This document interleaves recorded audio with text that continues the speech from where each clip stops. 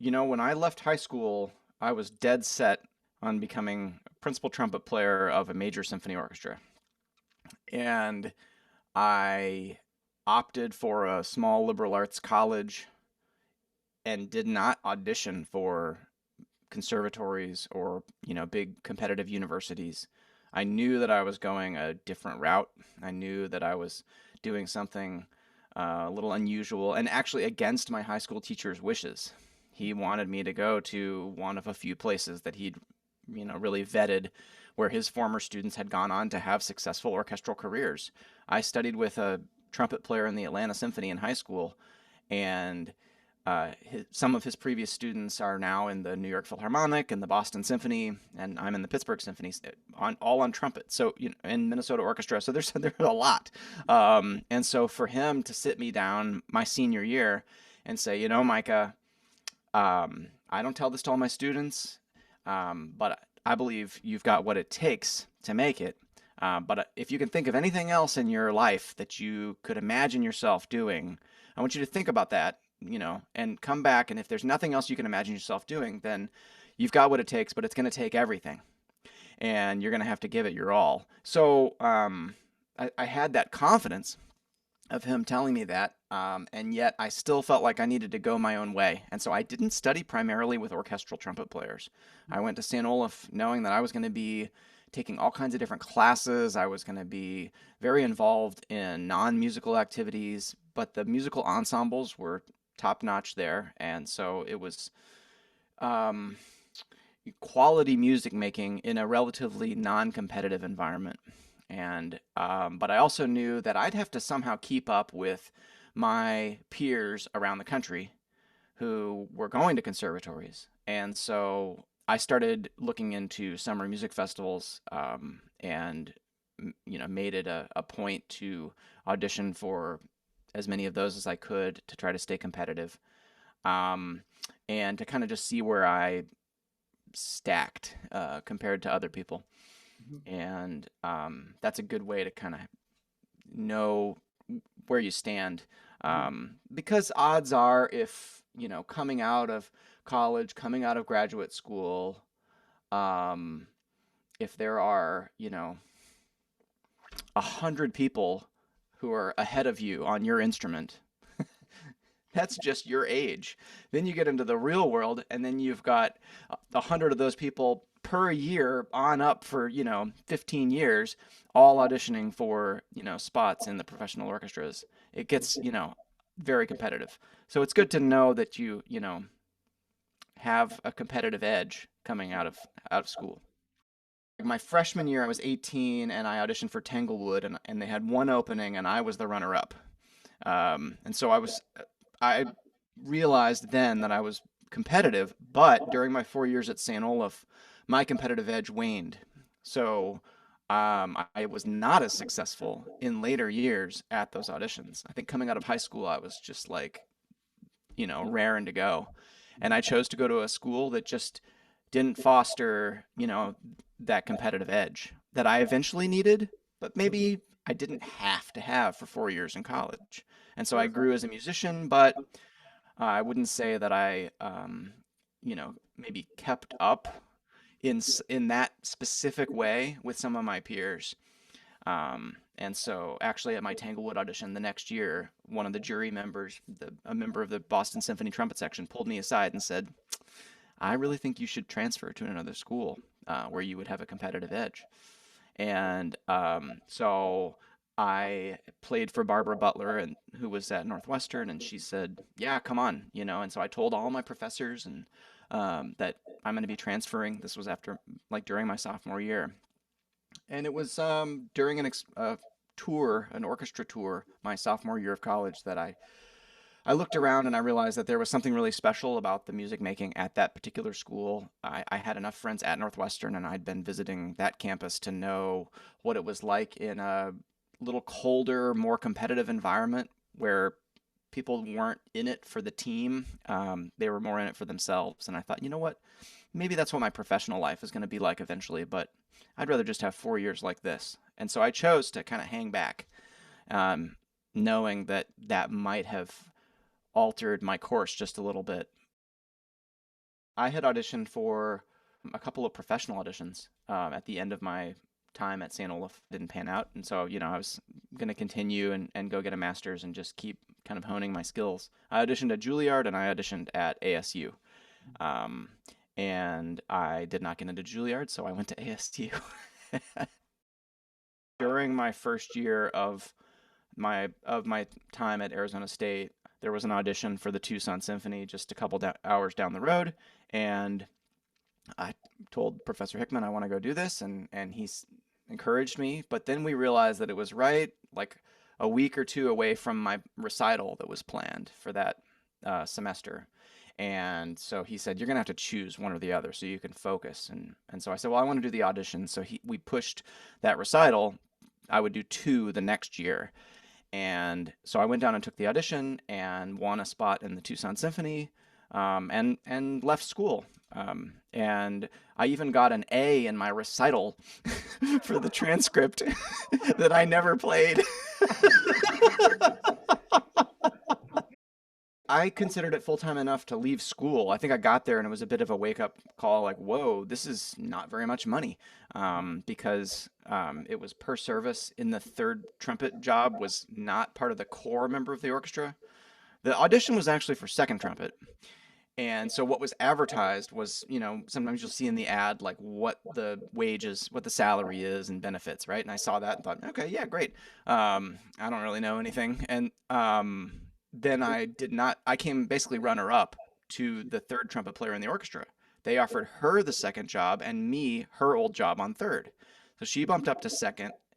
And I said, yeah, great, I'll take third. What I didn't realize was that that's not part of the core of the orchestra. And so it was per service with not as many services to play because it was third trumpet.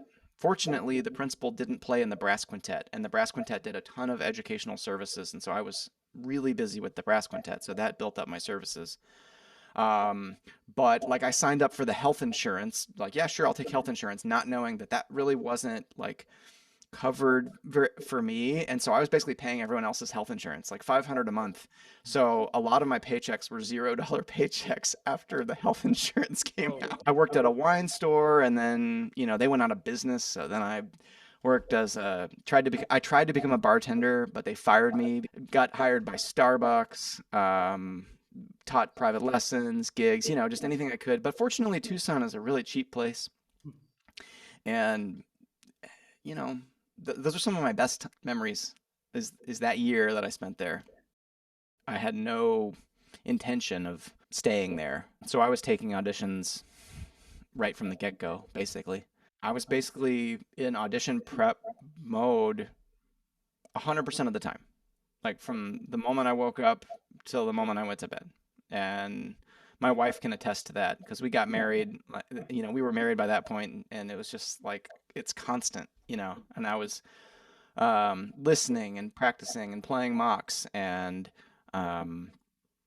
really taking lessons and just recording myself constantly and taking auditions as well, getting better at that. I love playing, I love making music, I like improving at things, and it was the best way for me to have something to improve at every day. I'm not saying that there weren't like ups and downs with my own playing and with my own mental health of just like disappointment after things didn't go my way, or frustrations with like not being able to get past certain issues in my playing, or that's a constant. That's still there. That's there like 5 minutes before this class when I picked up my trumpet to try to play a few notes. It's still a thing. So you just kind of make peace with that like that you're never gonna like reach a point in your playing where you're like, okay, I've made it. Now I don't have to like work anymore or like deal with any issues. That it's constant.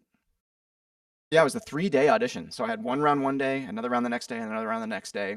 It was one of the first auditions that I went and chose to.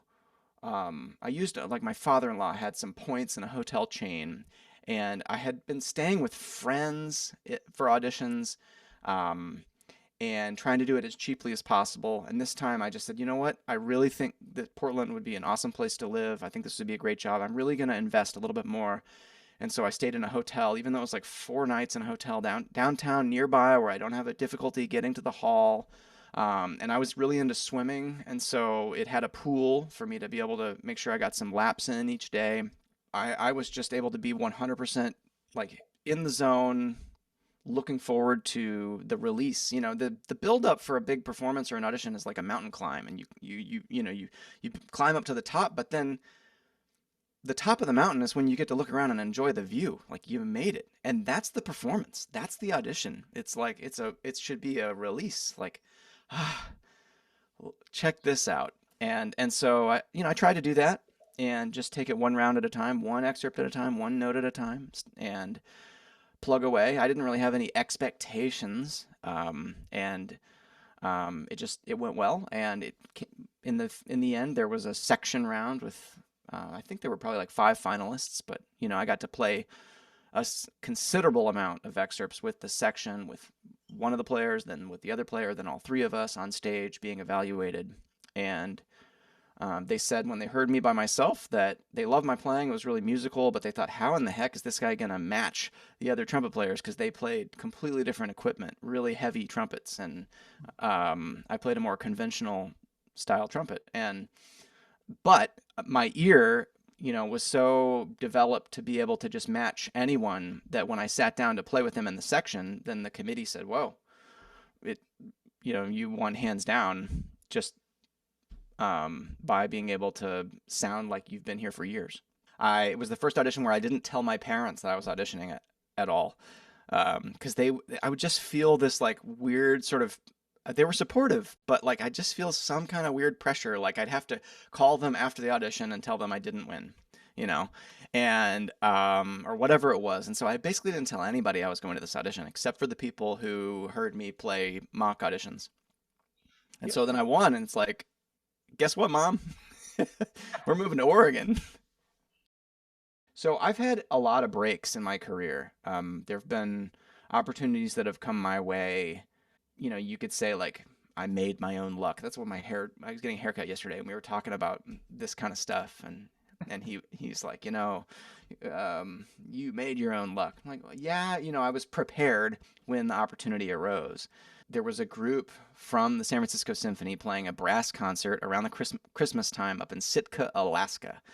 And I randomly got a call to go play this gig. I don't know to this day who gave them my name, but I'm grateful because I got to go sit in with, it was like 80% San Francisco Symphony brass players. And that was one of my favorite orchestras on the planet. But I didn't know any of those people. And so I sat down and played all this brass rep, and we're rotating parts, and I made a really good impression.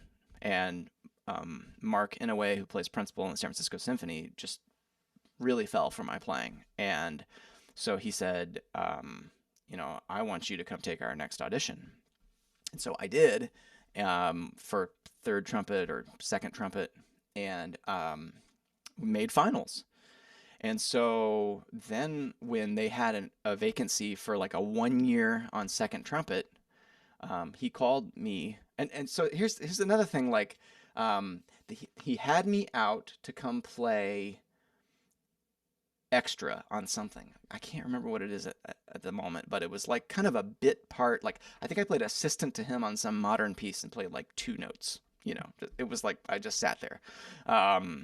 But hey, I got paid, and I was sitting on stage playing with the San Francisco Symphony. And then during that week, Mark says, after lunch today, we're gonna get together and just do a little playing on stage.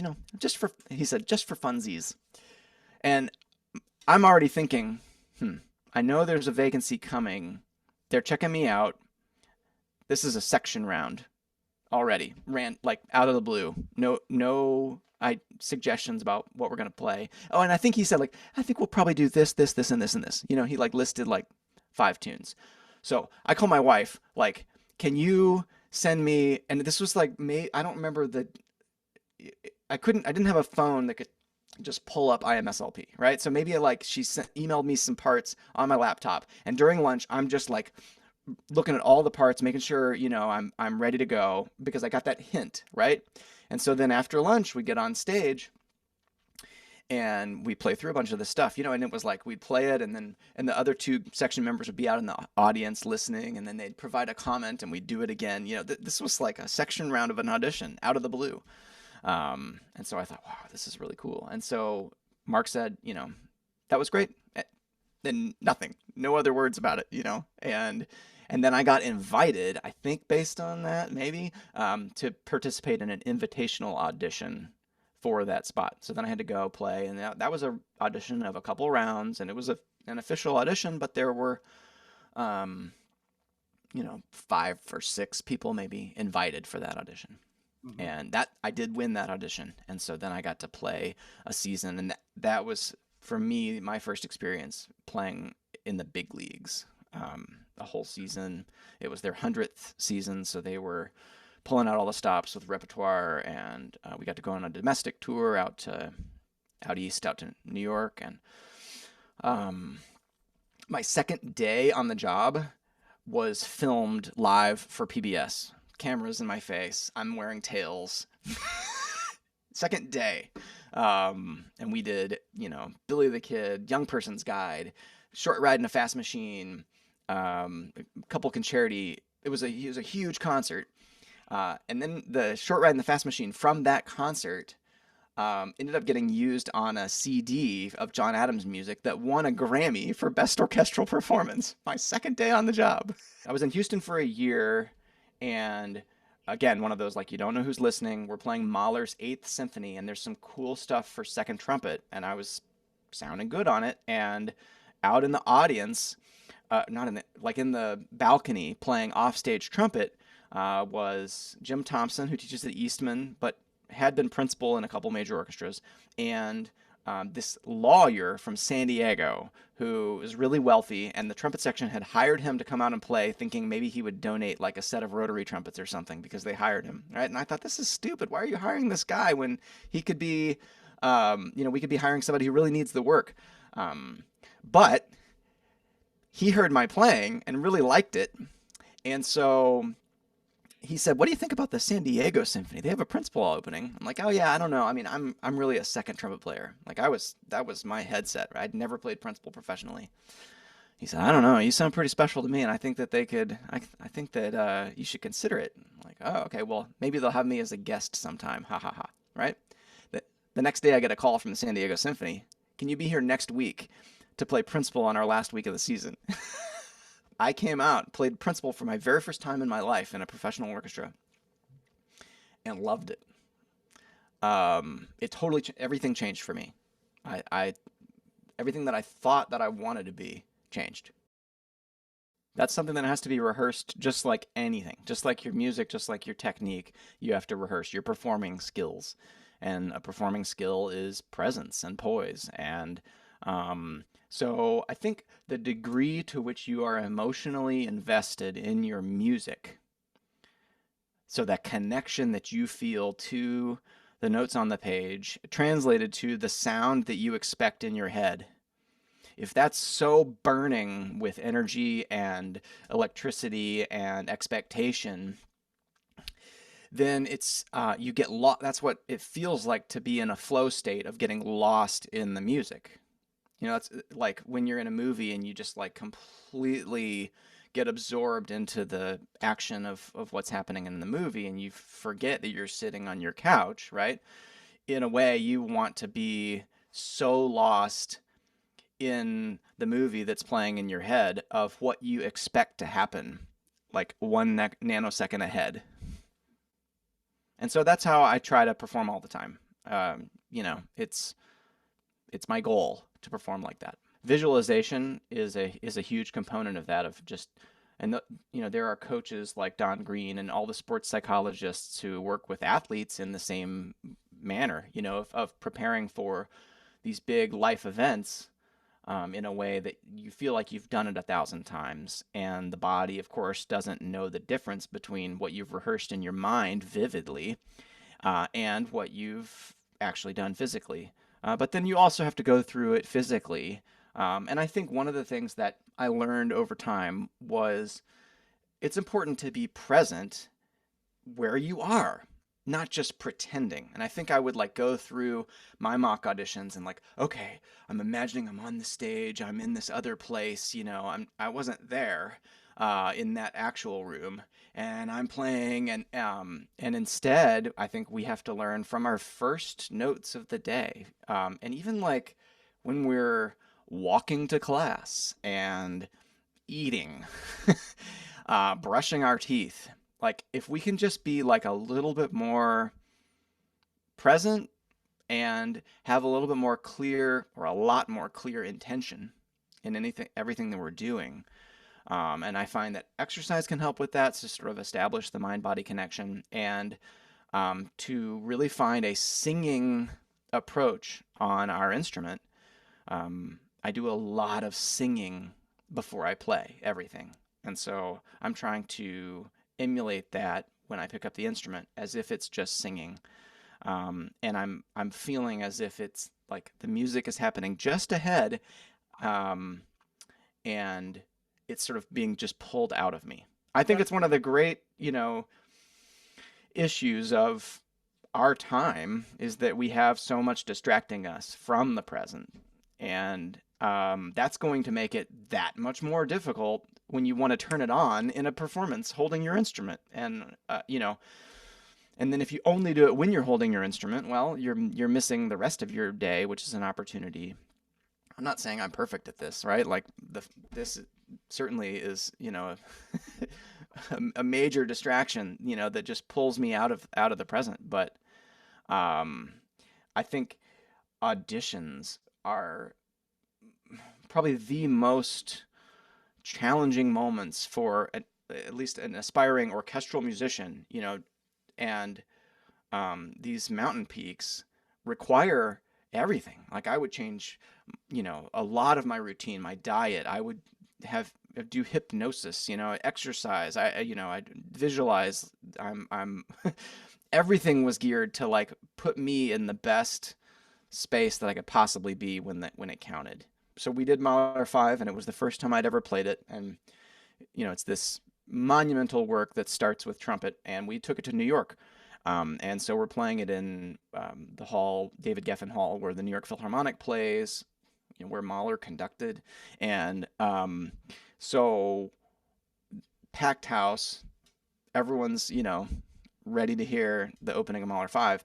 And before it starts, like, I'm down in the basement with no trumpet in my hands, just breathing and trying to be just find that rhythm and that space that's calm and present, and trusting that the notes are going to be there.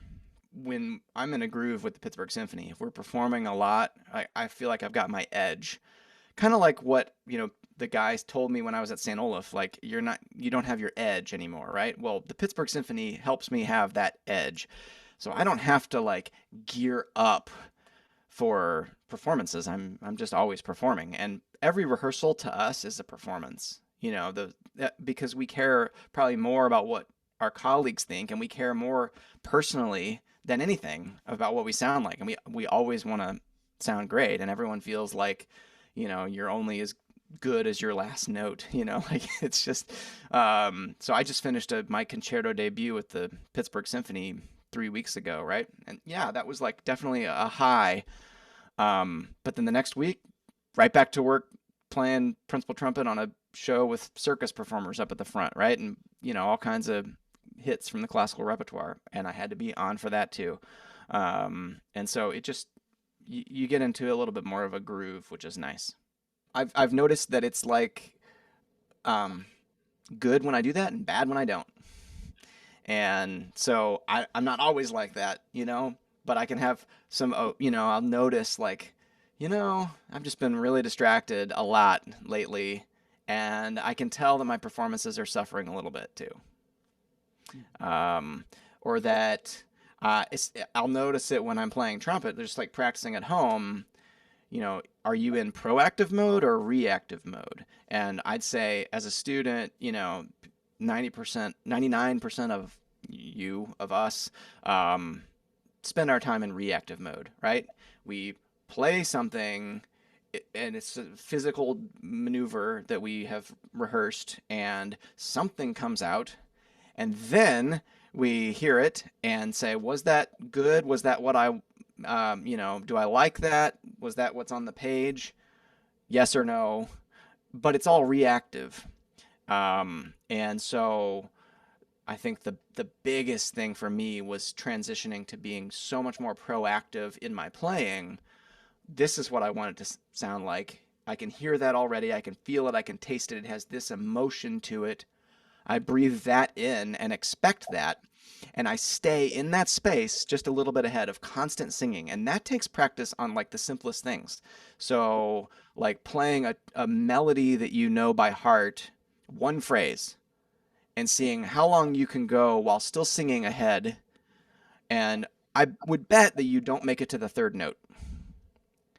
And so that is that kind of practice. It's like your brain is so asleep, and getting it to wake up, I think is, and just then it's just that general awareness of like noticing when you're just kind of checked out. Take a break, come back, and be fresh. This point in the pandemic where we'd vegged out on Netflix for like 2 months and I was getting really depressed and it's like I have to do something. Like I can't.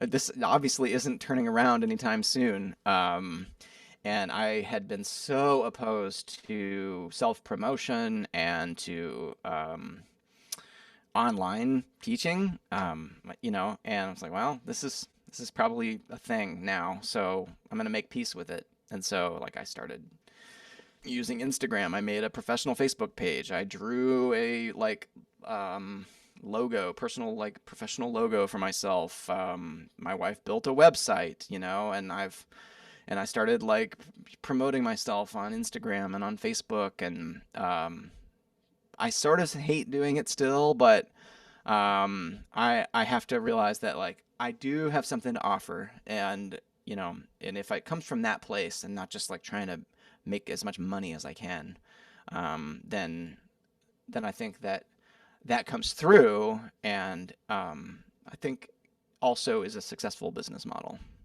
And so it really helped because I took a huge pay cut during the pandemic, and that helped to really like absorb some of that. You got to take what you can get. You also never know who's listening. Like every lesson you take is kind of an audition because that person later could help your career. Be prepared to sound your absolute best when anyone is listening. Don't go to a lesson and play what you sound bad at. You can, if it's somebody who you already knows you're playing, then you can expose your weaknesses. But like it's if you have any suspicion that that person could help your career, show up and just sound amazing at everything. Where they're like, oh, I got nothing to say about that. Even impressions that I made in high school have impacted my career. Like the guy who was next to me at Interlochen one summer, 17 years later, we hadn't seen each other. He calls me, he plays in the Seoul Philharmonic, associate principal, and wants me to come out and play guest principal out there. I still have more ambitions. And it's not necessarily that it has to be with another professional orchestra. But my teaching is something that's really important to me, and that's something that I haven't been able to really spend a lot of time doing. And during the pandemic, that, the orchestra wasn't working, and so I was able to do online courses, and I edited and published a couple of books, and so it's like totally sort of a different thing than what I'd been doing, and I'm really interested in doing more of that and being a very effective teacher. And I know that that's something that takes work and practice and building, just like my own playing. And so that's a passion of mine that I'd like to develop. And I got a taste of playing a solo with the orchestra a couple weeks ago, and that was actually the first time I'd ever done a full concerto with any orchestra ever. I'd done like a movement. I played a a one movement concerto that's, like not really a full concerto once. I've played some solos up front, but this was it. This was like not just my PSO concerto debut, it was my concerto debut. Um, and I want to do that now as much as I can, and I want to record solo albums. I think that that's still important, and I think that I have something to really share there. I'm gonna go out and play. I've Ever since I studied in Germany, I've been fascinated with the German sound and with that approach. In Europe, I think that the music making there is really ingrained in their way of being there and in their history. And so I am actually going to go out and play guest principal with the Bavarian Radio Orchestra in Munich in March, and I'm really, really looking forward to that as well. So, um, these even if Pittsburgh remains my home base, which I don't know if it will. It certainly could be that we bought our first house here. It's a great place to live, and I've got kids to raise a family.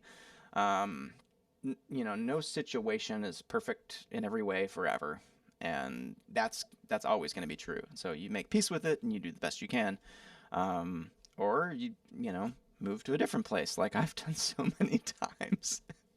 Thank you so much, Micah.